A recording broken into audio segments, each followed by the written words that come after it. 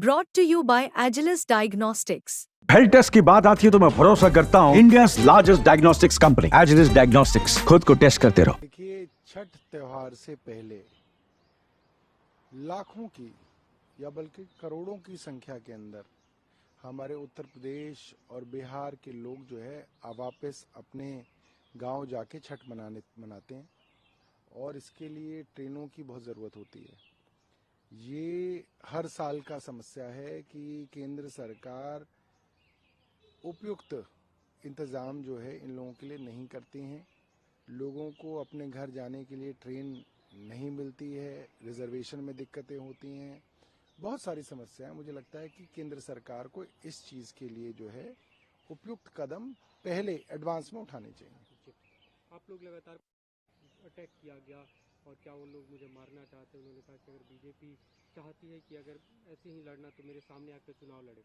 देखिए, भारतीय जनता पार्टी दिल्ली प्रदेश के लेवल के युवा मोर्चा के नेता थे, एक इनके वाइस प्रेसिडेंट थे, एक इनके जनरल सेक्रेटरी थी। छोटे पद नहीं है और दोनों ही पार्षद का चुनाव लड़के हार चुके हैं, दिल्ली की जनता द्वारा नकारे जा चुके हैं। ऐसे असामाजिक तत्व एक पदयात्रा के अंदर जाके झगड़ा करते हैं, हमला करते हैं, ये गलत है। अगर आपको अरविंद केजरीवाल से दिक्कत है तो आप भी पदयात्रा कीजिए, आप भी मीटिंग कीजिए, आप भी जनता से संपर्क कीजिए। जनता को जो अच्छा लगेगा उसको वोट देगी। आप इस तरीके से दूसरे के कार्यक्रम में अवरोध करें, ये अच्छी बात नहीं है। प्रधानमंत्री जी पंजाब गए थे, प्रधानमंत्री जी के ऊपर तो कोई हमला भी नहीं हुआ था। कांग्रेस की राज्य सरकार थी, चन्नी मुख्यमंत्री हुआ करते थे, कितना हल्ला किया गया था, बोला गया था देश की सुरक्षा पे हमला हो गया। उस चीज के लिए क्या प्रधानमंत्री कार्यालय से कंप्लेंट कराई गई थी पुलिस में? आप हर चीज को अलग अलग चश्मों से देखना छोड़ दीजिए। हमने तब भी कहा था कि नहीं, अगर प्रधानमंत्री की सुरक्षा के साथ चूक हुई है तो उसकी हमने आलोचना की। मगर आज अरविंद केजरीवाल के साथ ये हुआ और भारतीय जनता पार्टी के नेता ताली बजा रहे हैं, इसका मतलब आप उकसा रहे हैं लोगों को। आप अपनी पार्टी के कार्यकर्ता और संगठन को संदेश दे रहे हैं कि अरविंद केजरीवाल के ऊपर हमला करिए, पुलिस आपके साथ है, केंद्र सरकार आपके साथ है, पूरी भारतीय जनता पार्टी आपके साथ है। ये बहुत गलत बात है। कार्यक्रम ने कहा कि आप हमें दोबारा चुनकर लाइए, हम सारे पानी के बिल माफ कर देंगे, जैसे पिछली बार भी हमने बिजली पानी के बिल माफ। देखिए, बहुत सारे लोगों को अनाप शनाप बिल पानी के दिए गए हैं। अगर आप किसी की जो है उसका बिल आना चाहिए 5,000 रुपए और आप दे रहे हैं उसको 15,000 रुपए, तो वो बिल नहीं देगा, वो 5 भी नहीं देगा।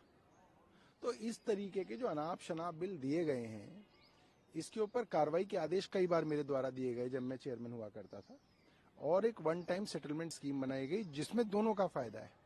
उसमें कंज्यूमर का, जनता का फायदा भी है और सरकार का भी फायदा है। इसलिए वो वन टाइम सेटलमेंट जो स्कीम है वो तैयार है, वो बहुत जल्द जो है हम उसको कैबिनेट में लाके जो है जनता को राहत देंगे। अभी महाराष्ट्र में चुनाव है, कल संजय सिंह ने ट्वीट किया था आधिकारिक रूप से कि आम आदमी पार्टी वहाँ चुनाव नहीं लड़ रही है, लेकिन अरविंद केजरीवाल महाविकास आघाड़ी के उम्मीदवारों के लिए प्रचार करने जाएंगे। देखिए, ये शरद पवार जी की एनसीपी और उद्धव ठाकरे साहब की शिवसेना का बड़प्पन है कि उन्होंने हमें सीटें ऑफर की, मगर हमने देखा कि ये मामला सीट पे चुनाव लड़ने का नहीं है, ये मामला भारतीय जनता पार्टी को हराने का है। वरना हरियाणा की तरह अपोजिशन पार्टियों की फूट के चलते भारतीय जनता पार्टी दोबारा आ जाएगी। और अरविंद जी ने कहा नहीं, मैं अपनी पूरी जो है कोशिश करूंगा कि महाराष्ट्र के अंदर जो है हमारे जो इंडिया दल है उसको हम जिताएं। पंजाब में किसान वहाँ पे प्रोटेस्ट कर रहे हैं, उन्होंने कहा कि मुख्यमंत्री पंजाब में नहीं हम मिलना चाहते थे, हेलीकॉप्टर से दिल्ली गए, चाहे तो आ भी सकते हैं। रोनित बिट्टू जो केंद्रीय मंत्री है, उनका बयान आया, उन्होंने कहा कि सेंट्रल गवर्नमेंट की तरफ से लगातार फंड दिया जा रहा है, किसानों की तरफ से कोई दिक्कत नहीं है, पंजाब सरकार की नीयत ठीक नहीं है। देखिए, केंद्र सरकार पहले तो इन्होंने बेरोजगारी और महंगाई पूरे देश में फैला दी। जहां देश का युवा फौज में जाता था, वहां पे फौज की स्कीम को खत्म करके अग्निवीर स्कीम लेके आ गए। और अब जो किसान का बच्चा खेती कर रहा है उसके लिए भी खाद उपलब्ध नहीं कराई जा रही। केंद्र सरकार को अपनी जिम्मेदारी समझनी चाहिए। एक तरफ तो आप कहते हैं कि 2041 में और 47 के अंदर आप पता नहीं क्या कर देंगे, और एक तरफ आपके हालात ये हैं कि आप खाद के लिए भी जो है राज्य सरकारों को परेशान कर रहे हैं। ठीक नहीं है। एक अंतिम सवाल, प्रदूषण के मुद्दे पे लगातार सवाल खड़े हो रहे हैं। जो बीजेपी के प्रदेश अध्यक्ष है, यमुना में उन्होंने डुबकी लगाई थी, उसके बाद बताया जा रहा है कि उनको काफ़ी रेसेस हो गए, सांस लेने में दिक्कत हो गई, वो आरएमएल में भी एडमिट है। अब देखिए, अपने केंद्र सरकार के अस्पताल में जाके वो एडमिट हुए हैं। मैं उनसे पूछना चाहता हूँ वो कितनी बार वो और उनका परिवार आरएमएल के अंदर जो है अपना इलाज कराता है? क्या वो आरएमएल में इलाज कराते हैं अपना? वो जानबूझ के केंद्र सरकार के अस्पताल में जाके दाखिल हुए ताकि जो झूठ बोलना चाहें वो झूठ बोल दें, और अस्पताल प्रशासन उसके ऊपर जो है चुप्पी साधे रखे।